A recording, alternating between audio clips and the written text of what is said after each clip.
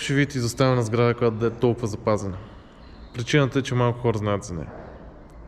И ще разгледаме цялата, ама първо нещо важно за културата.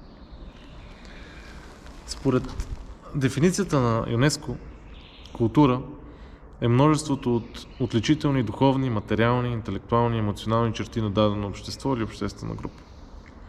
И нашата мисия като българи, нашата мисия като народ е да опазваме и развиваме хилядолетното ни културно наследство. Трябва да познаваме начина на живот на предците ни, за да следваме добрия им пример и да се учим от техните грешки. Да познаваме изкуството и литературата, да знаем какви са били обичаите и вярванията и да изградим от децата си такава ценностна система, която да им служи като морален компас, водещ ги по пътя на доброто. И ако това ви звучи малко абстрактно, това ще ви покажа нещо съвсем реално. Киносалон, библиотека, зала за танци, школа по пиано, кръжок по фотография, огромна сграда. Обаче някой в държавата решава, че е ненужна и я продават. Културата е ненужна.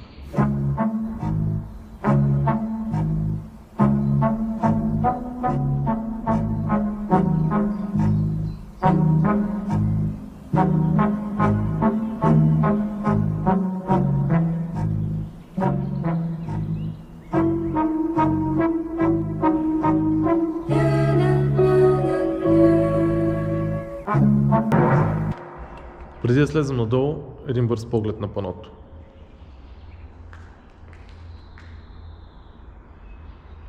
Ако се вгледате, това са войници. Ето ги горе копията, шлемовете и пазят крепостта долу.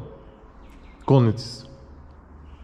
Долу се виждат краката на задните крака на конете, а това са предните крака и главата на единия кон. Предпоследния конник е от войниците на Самуил. И цялата тази част от паното изобразява средновековна България. И сега нещо много интересно. Християнин и до него комунист с сърп и чук отгоре. Много рядка комбинация. Християнин и комунист на едно място. А християнинът даже и поп. Има попска брада и калимявка. Със сигурност това е преди 1944 година. А това малкото човече долу е Хитлер. Шегувам се. Това е детенце, което за щастие все още си е просто дете. И като минем от тази страна, вече имаме само комунисти. Войници-комунисти в комунистическа България. И между тях пак имаме дете, отгоре с шапка на главата, пионерче. И тук в края войник и офицер с ордени. Значи от едната страна имаме България преди 1944 година и България след 1944 година от другата страна. А по средата е богинята Иштар с двата лъва по-долу. И фактически България тук е изобразена като богинята Иштар, странна смесица с комунистическия герб на България. 681-1944 година. И по средата има цвете, което изобразява плодородието. Все пак Иштар е богиня и на плодородието. И въпросът сега е: защо Иштар? Какво иска да каже автора? Ние законно се гордеем с приноса на нашия народ, законно в смисъл на справо, с пълно основание, се гордеем с приноса на нашия народ в историята на Балканите и в Европа през всички изминали 13 века.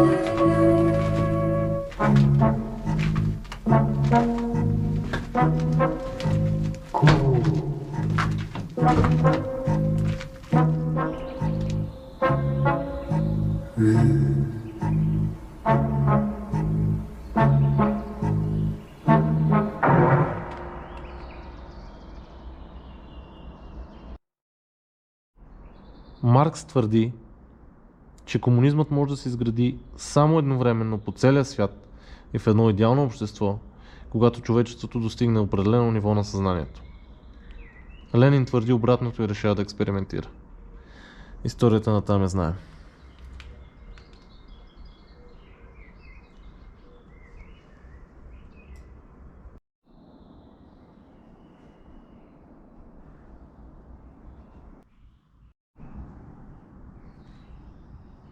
В момента съм в библиотеката и сигурно не се вижда много добре, ама намерих една много тематична книга.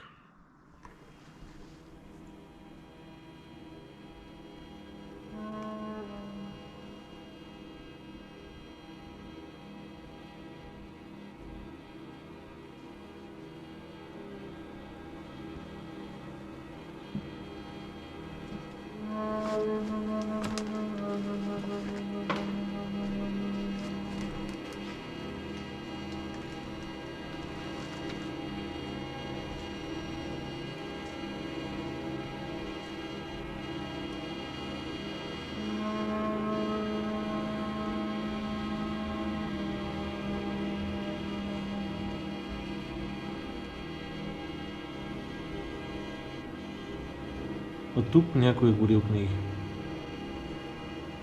Ужасна работа.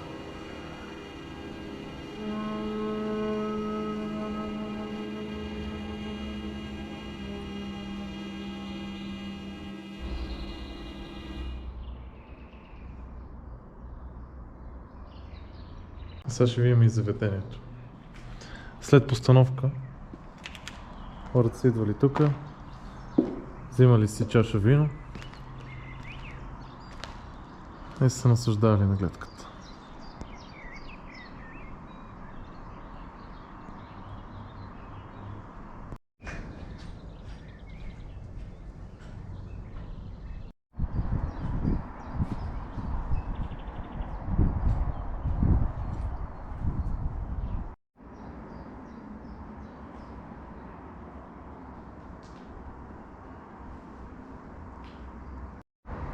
Колата се изпили цялата, ама от Бен Аксъл стана цяла каса.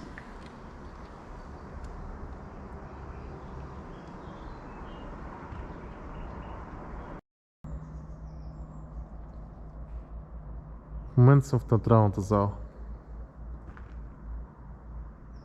Само си представете колко е голяма тази зала.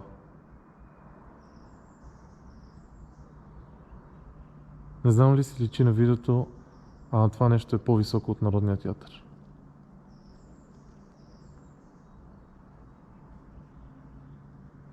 Има уникална за времето си въртяща се сцена за театрални постановки и концерти.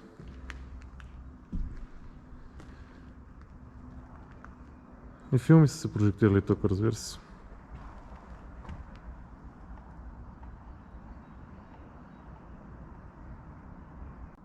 Преди няколко седмици четох една статия в сайта на БНР Стара Загора. Искам да ви прочита кратък отказ от нея. Статията е от 18 септември 2020 година. Преди повече от година кметството в град Шипка и читалищното настоятелство стартираха национална дарителска кампания за набиране на средства за ремонт на вековната сграда, след като на лице бе и широк обществен отзвук и желание читалището да започне нов живот. Събраната до момента сума е в размер на 50 лева. С тия пари могат да си вземат няколко рола тапети, евентуално да им стигне и залепил. В крайна сметка имаше обществен натиск и се отпуснаха ни пари, ама не толкова колкото да стигнат, а толкова колкото да замажем очите на хората. В цифри необходими бяха 3 милиона лева, отпуснаха се 100 000 лева.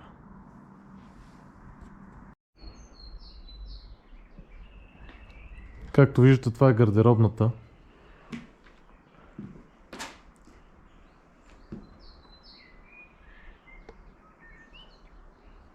А тук горе може да видите сгради от българската индустрия.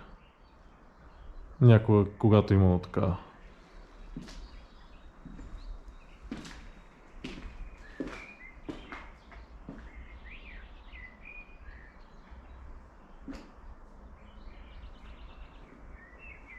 Тия хора даже и билярд са играли тук.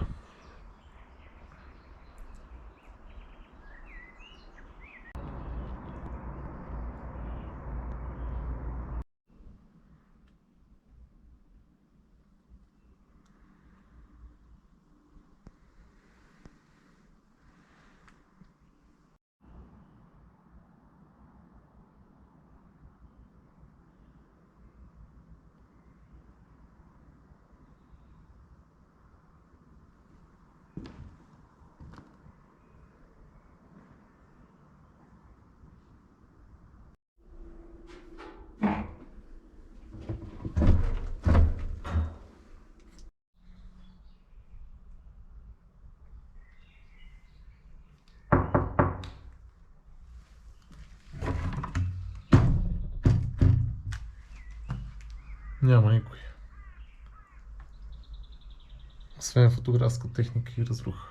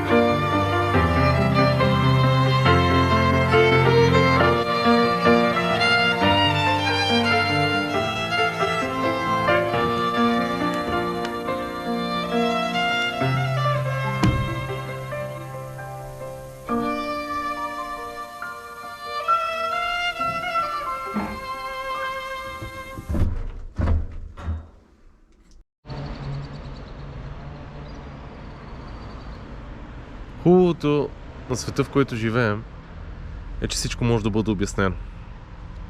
И най-лесно да констатираме, че някой е дошъл и е разрушил построеното от нашите баби и дядовци.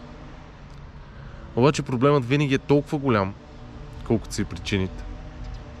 И разрухата обикновено е резултат от една изкривена ценностна система. Ако искаме да имаме нормална среда, в нормална държава, където децата растат вдъхновени и да искат да остават и да се развиват тук, първо трябва да се замислим дали наистина културата е ненужна.